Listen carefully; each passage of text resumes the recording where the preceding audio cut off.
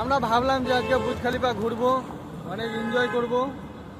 তো পিছনে Burj Khalifa দেখতে পাচ্ছ তোমরা, কিন্তু আমাদের অ্যালাউ হচ্ছে না। কেন? এই ঈদের উপলক্ষে 3 দিন থেকে 4 দিন সিঙ্গেলদের কোনো পারমিশন নেই।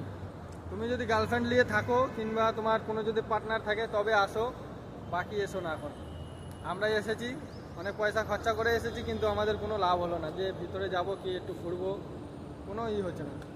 তো সিঙ্গেল জীবন মানেই বেকার। যদি আমার একটা গার্লফ্রেন্ড থাকতো কিংবা কোনো একটা পার্টনার থাকতো, বান্ধবীও থাকতো, তবু আমরা ভিতরে ঢুকতে পেতাম। কোনো সিকিউরিটি আমাদেরকে ঢুকতে দিচ্ছে না।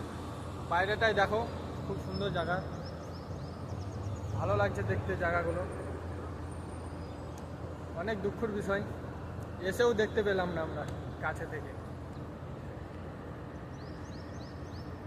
এই যে স্বপ্নের বুর্জ খলিফা। তো আমরা এখন এদিকেই ঘুরছি। অনেক উঁচু উঁচু বিল্ডিং। এই যে আমাদের দাদা।